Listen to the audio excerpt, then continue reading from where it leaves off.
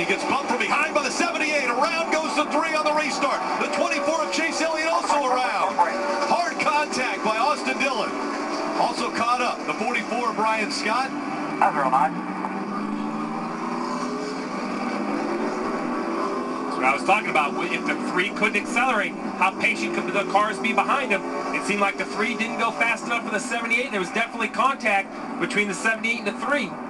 But you know, he was doing pretty good against the 48. The 48, it wasn't really pulling him. It's like the 48 and the 3 both had trouble in the restart. But little things matter. Think about Chase Elliott. The decision made to start on the inside versus the outside. All this stuff adds up. One spot put him in this position. 78 just got in the back of him, trying to push him. Not trying to wreck him, trying to push him to help him. But as you said, heavy impact for Austin. The 18 got into the back of the 24. That's why the 24 went around. You see right there, the 78 gets underneath the back of the 3, trying to push him. You see the 11, it pushed the 48 hard enough to knock the 48 out of his line as well. How much damage is on the 18?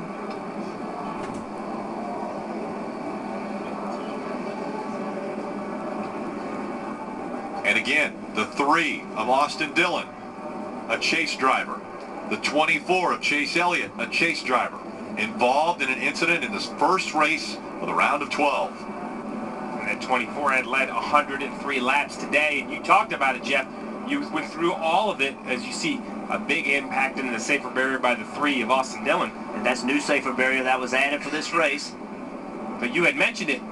The decision by the 24 for that split second leaving pit road to breathe the gas just a little bit allowed the 78 to go by, and the 11 moved him inside row. Let's ride along with Mark Truex Jr. in the 78. That's my 40 road if you want. Come on, keep digging, keep digging, keep digging. Caution's out. You have to wonder if there it is for the 24. See the contact there, he lifts. Collected from behind. Took his hand off the steering wheel. Smart move.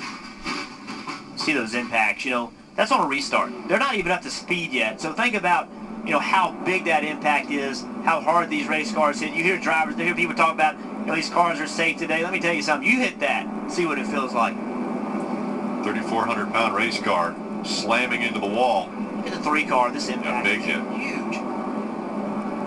You have to wonder, watching that restart, if when Martin Truex got there, that was the time that the 3 was shifting. You know, he was going from one gear to the next, and that slowed him up just that little bit. Because if you watch the 78, that's what he was doing. He had just shifted prior to getting to the 3. I wonder if that little bit of lag, not that Austin did anything wrong, but that little bit of lag of going from one gear to the next, the timing of that is what caused this wreck. I was thinking the exact same thing, Jeff, because when we were on board with the 78, the timing of it was too perfect, and the 78 didn't really even make contact. It's like he got to the rear bumper of the 3 at the same time that the 3, I won't say checked up. I don't think he checked up, but he stopped accelerating. So let's go back on board with the 78 right here. Watch when he shifts.